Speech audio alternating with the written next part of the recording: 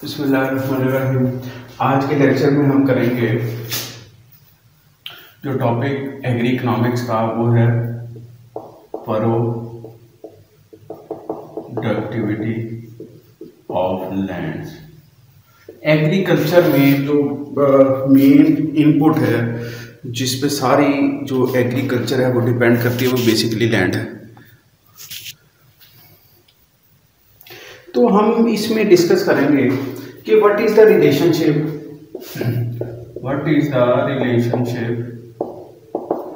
Between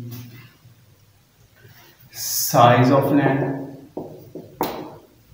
and productivity of land.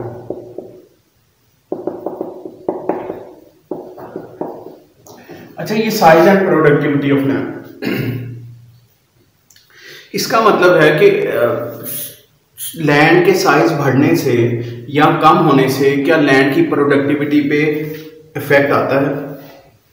अच्छा, दूसरा इसको ऐसे देखा जा सकता है कि स्मॉल फार्मर्स जो हैं, स्मॉल फार्मर ज्यादा प्रोडक्टिव हैं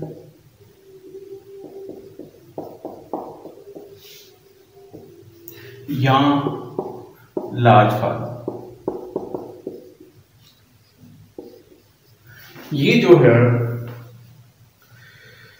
फार्म जो है, इट मीन जो लार्ज फार्मर होगा उसके पास जो लैंड है वो ज़्यादा होगी, जो स्मॉल फार्मर होगा उसके पास जो लैंड होगी वो कम होगी। तो अब देखना है कि लैंड जिनके पास कम है वो ज़्यादा प्रोडक्टिव हैं या लार्ज फार्मर जिनके पास लैंड ज़्यादा है वो ज़्यादा प्रोडक्टिव है। अच्छा, there may be an inverse relationship. Usually it is said that there is an inverse relationship between size of land and productivity of land. There is usually negative relationship. इसका क्या मतलब, productivity क्या है? पर एकड़ production, पर एकड़ yield क्या होती है? यील्ड होती है पर एकड़ प्रोडक्शन। अमूमन कहा जाता है, देखा गया है कि स्मॉल फार्म जो है उनकी यील्ड बेहतर है as compare to large farm.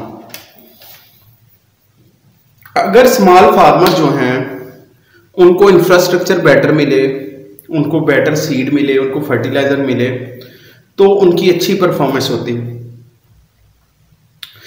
अच्छा, इसीलिए कहा जाता है, बहुत सारे एक्सपर्ट्स हैं जो इसको जस्टिफाई करते हैं कि बड़े बड़े फार्म्स को छोटे छोटे यूनिट्स में चेंज करना चाहिए, डिवाइड कर दें ताकि जो है एग्री प्रोडक्शन बूस्ट करें। इसमें एक जो है हम जो पढ़ेंगे वो है कि सेंस डेमोग्राफिक आर्गुमेंट। इन एक्सपर्ट्स की इनका आर्गुमेंट है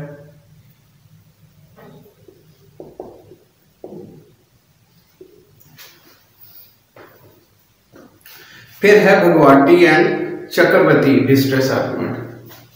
1 2 भगवती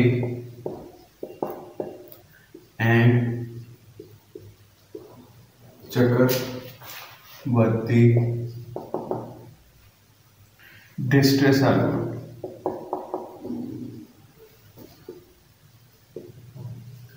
फिर थर्ड है खुसरोज आर्गुमेंट।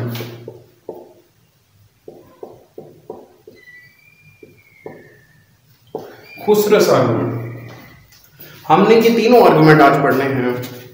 ये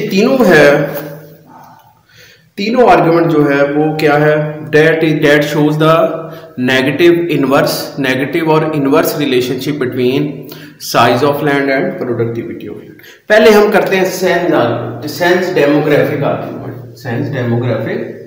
आर्गुमेंट। ये क्या कहता है? ये कहते हैं कि जो क्वालिटी ऑफ स्मॉल फॉर्म है that is better than large farms due to demographic reasons.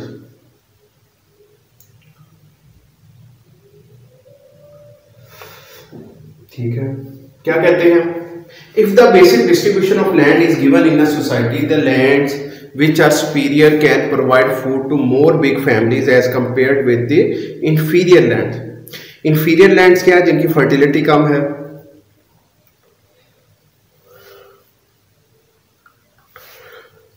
In such circumstances, if the lands are subdivided into small units due to law of inheritance, the small farmers and the tenants will be able to cultivate the lands in a better way. As a result, they could yield us better output. इसमें क्या है कि Sen's demographic argument के मुताबिक जो अगर तो society में एक बेटर डिस्ट्रीब्यूशन हो लैंड की, वो लैंड की जो सुपीरियर हैं, स्मॉल यूनिट सुपीरियर लैंड के बेटर प्रोटेक्शन देते हैं as compare to large farm, बेहतर आउटपुट प्रोड्यूस करते हैं। डेमोग्राफिक है मीन के उसका जो लैंड की जो डेमोग्राफिक नेचर है वो बेहतर होनी चाहिए। अब है भगवती, ये क्या कहते हैं? भगवती एंड चक्रवर्ती ये कहते हैं कि जो स्मॉल पीसेस ऑफ लैंड है जहां स्मॉल फार्मर है उनकी क्वालिटी बेहतर होती है। स्मॉल लैंड जो है उनकी क्वालिटी बेहतर होती है जब भी, ये किस बेस पे कहते हैं, क्या आर्गुमेंट है? कहते हैं कि जब भी फार्मर को फाइनेंस की जरूरत पड़ती है, जो फार्मर है उसे जो है कोई क्रॉप फेलियर हो जाता है, ड्राउट आता है, फ्लड्स आता है, यहाँ उसको लोन जो है रीपे करने के लिए पैसे चाहिए होते हैं, तो वो क्या करते हैं? वो अपनी ज़मीन को बेचते हैं। तो वो जिस ज़मीन को बेचते हैं वो इंफीरियर लैंड होती है, वो लैंड होती है जो कम फर्टाइल होती है, वो लैंड होती है जो बेटर क्वालिटी की नहीं होती, तो वो किसको बेच देते हैं? वो बड़े लैंडलॉर्ड को बेच देते हैं। तो ये जो इंफीरियर लैंड है ये उन लैंडलॉर्ड्स के पास इकट्ठी होनी शुरू हो जाती है और स्मॉल फार्मर जो हैं वो उसको बेच देते हैं बड़े फार्मर्स को, जिसकी वजह से स्मॉल फार्मर्स के पास अच्छी लैंड बच जाती है और जो लार्ज फार्मर के पास बहुत सारी इंफीरियर लैंड भी होती है अच्छी लैंड के साथ साथ, जिसकी वजह से जो लार्ज फार्मर है उनका जो यील्ड है वो बेहतर नहीं होता as compare to small farmer, और स्मॉल फार्मर्स का जो यील्ड है वो बेहतर होता है as compare to large farmer और उनका आउटपुट बेहतर होता है। अब थर्ड आर्गुमेंट है खुसरो आर्गुमेंट। ये जो प्रोफेसर खुसरो हैं इनके मुताबिक जो बहुत सारे स्मॉल फार्मर हैं वो उन फार्म्स पे काम करते हैं जो उनके अपने नहीं होते, जिनमें टेनेंट्स होते हैं ज़्यादा, जो बाहर जिनकी ज़मीनें अपनी नहीं होती लेकिन वो उस पर क्या करते हैं? वो काम करते हैं। तो जब ये लैंड जो हैं वो डिवाइडेड होती हैं, इस रीजन में वो टेनेंट्स में डिवाइड की जाती है, तो जो स्मॉल फार्मर है उन्हें बेहतर तरीके से क्या करते हैं? कल्टीवेट करते हैं, बेहतर तरीके से कल्टीवेट करते हैं और बेहतर तरीके से आउटपुट प्रोड्यूस करते हैं। अच्छा, अगर हम तीनों ये आर्गुमेंट्स को देखें तो इन तीनों के मुताबिक जो है वो क्या है कि जो लैंड की क्वालिटी है, क्वालिटी ऑफ लैंड जो है that is exogenous variable.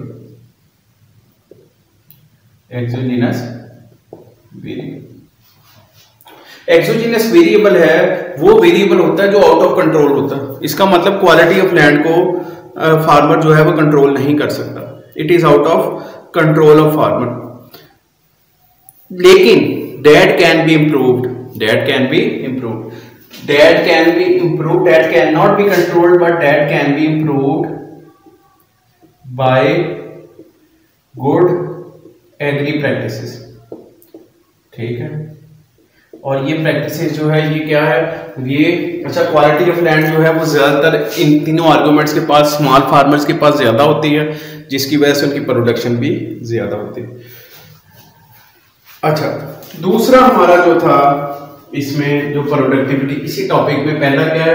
That is the relationship. ठीक है, small farmers have better quality and land as compare to large farms. ये पहला हमारा आर्गुमेंट हो गया।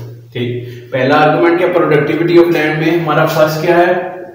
Small farmers have good quality of land as compare to large farmer. ये मैं यहां लिख देता हूं, ये मैंने आपको ये करवा दिया। इन तीनों आर्गुमेंट के मुताबिक जो स्मॉल फार्मर्स हैं उनके पास better quality land, small farmers have better quality of land, ये पहला। अब सेकंड क्या है? सेकंड है small farms are more labour intensive.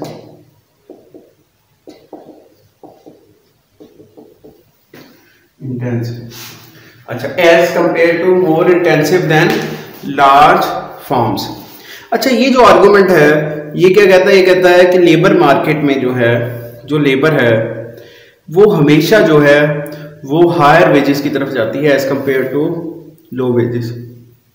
अब आप देखिए कि हमने पहले बात की जो स्मॉल फार्म्स हैं उसमें फैमिली लेबर होती है। उसमें कौन सी लेबर होती है? Family labour. फैमिली लेबर होती है। अच्छा, दूसरा क्या है? जो wages of family labour are low. पहले क्या बात? फैमिली लेबर होती है। फिर जो फैमिली लेबर है उसके वेजेस जो है वो क्या होते हैं? वो लो होते हैं। अच्छा, अब ये क्या है कि आप देखिएगा कि अगर एक फैमिली लेबर है वो कहीं और जाके काम करती है तो उसकी एक और कॉस्ट है जिसे कहते हैं साइकोलॉजिकल कॉस्ट। फिर वो कॉस्ट को बियर करती है। साइकोलॉजिकल कॉस्ट, इसलिए वो ज्यादातर प्रेफर करते हैं अपने ही लैंड पे, फैमिली लैंड पे जो है वो काम करना। उनको क्या होता है, जब वो अपनी फैमिली लैंड पे काम करते हैं तो उन्हें ज्यादा प्रोटेक्शन होती है। तो जब वो डोमेस्टिक अपनी फैमिली में काम करते हैं, तो फैमिली लेबर के तौर पे काम करते हैं, तो उन्हें कहीं और जॉब ढूंढने के लिए नहीं जाना पड़ता। तो क्या होता है, जो ज्यादातर बड़े फार्म्स पे काम करते हैं वो लेबर होती है जो मार्केट से आती है, उनके वेजेस हाई होते हैं। जो फैमिली लेबर है उनके वेजेस लो होते हैं। तो हम लोग जानते हैं कि जो प्रिंसिपल है इकोनॉमिक्स में वो कहता है कि लेबर वहां ज्यादा अप्लाई, लेबर वहां ज्यादा लगेगी जहां वेजेस क्या होंगे? कम होंगे। जहां वेजेस ज्यादा होना शुरू हो जाएंगे वहां क्या होगा? वहां लेबर कम होना शुरू हो जाएगी। ठीक, इसका मतलब है कि स्मॉल फार्मर जो है स्मॉल फार्म पे लेबर जो है ज्यादा होते हैं as compare to large farmer. तो स्मॉल फार्मर जो है, स्मॉल फार्म्स जो है वो ज्यादा लेबर इंटेंसिव होती है as compare to big farms. तो हम इसका एक डायग्राम ड्रॉ कर सकते हैं ताकि आपको समझ लग जाए। आप लोगों ने पढ़ा होगा, इससे पहले भी इकोनॉमिक्स में हम करते हैं कि ये एक रिलेशनशिप है, इक्विलिब्रियम बनाते हैं हम लेबर मार्केट का। ये वेज है इस तरफ और ये लेबर, हॉरिजॉन्टल एक्सिस में लेबर है और वर्टिकल एक्सिस में wages, W for wages, L for labour. ठीक, तो इसमें जो है हम पहले देखते हैं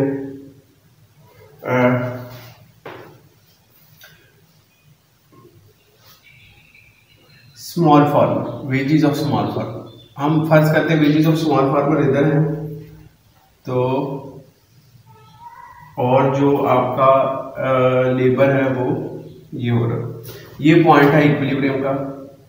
ठीक है, और इसी तरह जो है वेजेस ऑफ लार्ज का जो है वो वेजेस ज्यादा है तो उनकी लेबर क्या होगी? कम होगी। ठीक, तो ये बनेगा जो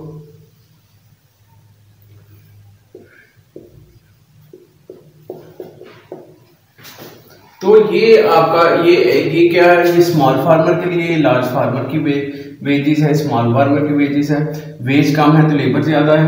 L2 जो है लेबर है स्मॉल फार्म, L1 जो है वो लेबर है लार्ज फार्म। तो ये जो है ये आप देखिएगा कि जो लेबर इंटेंसिव है वो स्मॉल फार्म, ये O ओरिजिन से हम देखते हैं, OL2 जो है OL2 that is small farm labour, और OL1 जो है वो क्या है? वो लार्ज फार्म लेबर है। तो ये क्या है? ये पाकिस्तान, इंडिया और जो बांग्लादेश जैसे कंट्रीज हैं उसमें ऐसे स्टेट है। अच्छा, अब क्या है?